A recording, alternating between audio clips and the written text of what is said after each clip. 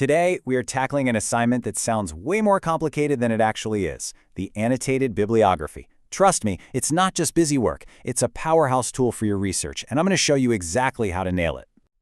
So does this look familiar? Your professor just dropped this assignment on you, and you're probably thinking, an annotated what now? Hey, don't sweat it. You are in exactly the right place. We're about to clear up all the confusion around this thing. And I mean that. No fluff. In the next 5 minutes, you're going to walk away with a super simple, step-by-step formula that you can use every single time you have to write one of these. Okay, first things first, let's just pull back the curtain and figure out what in the world an annotated bibliography even is. When you boil it all down, it's really just two pieces. You've got your citation, the formal reference to a book or an article, and then you've got the annotation, which is just a short paragraph where you describe and, importantly, evaluate that source. That's it. A really good way to think about this is like you're a scout for a sports team. You wouldn't just give the coach a list of names, right? No way. You'd give them a report on each player. What are their strengths, their weaknesses? How are they going to help the team win? That's exactly what an annotation does for your sources. All right, let's start with the absolute foundation. Before you can get into the fun part, the analysis, you got to get the citation right. And this part is totally non-negotiable. The very first thing that has to be on the page is the complete, perfectly formatted citation. This isn't just some random rule. It's literally the bibliography part of the annotated bibliography. Now, as you can see here, the format's going to change depending on the citation style you're using. You got the big three, APA, Chicago, MLA. And yeah, they all look a little different. So the most important thing here is to check your assignment sheet. Your instructor will tell you exactly which one to use. Just follow it to the letter. Okay, citation is locked in.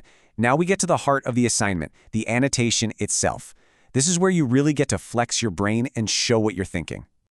And here's the secret sauce. Seriously, forget all the confusion and just remember this simple structure.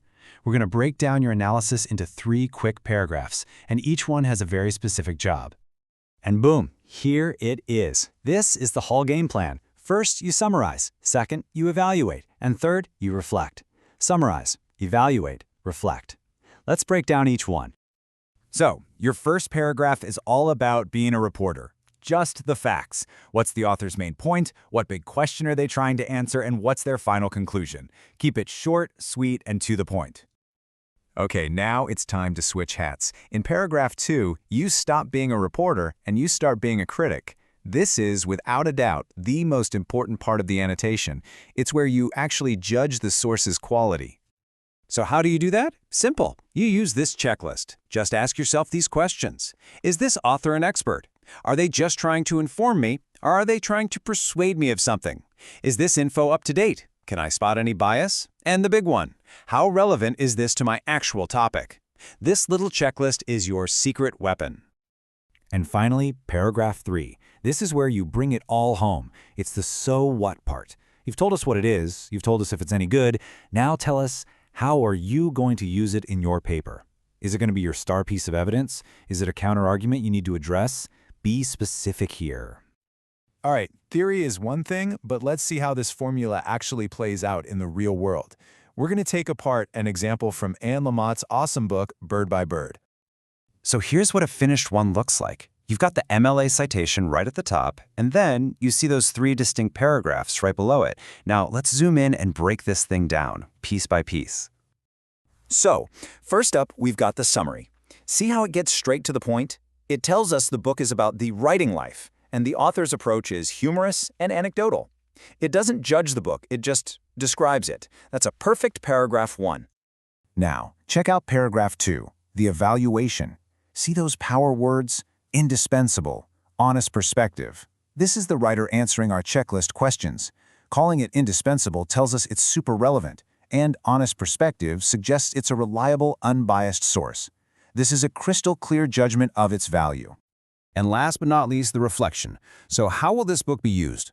Well, it says right here, chapters could be used in a writing class curriculum. That's a super specific practical application. It connects the source directly to a real-world use. Perfect. So, as we wrap this up, I want you to start thinking about this assignment differently. It's not just another hoop to jump through. It's actually something much more powerful. Look, if you forget everything else, just burn this formula into your brain. 1. Summarize what it says. 2. Evaluate how good it is. And 3. Reflect on how you're going to use it. That's the whole game right there. Every single time you write one of these, you're not just listing sources. You're thinking, you're questioning, you're making connections. You're actually building the foundation for a really strong research paper, one piece at a time. It makes your final argument so much better. You've got the formula. You've got the tools. You know how to go beyond just finding sources and start really understanding them. So the only question left is, what awesome stuff are you going to find? Now go get to it.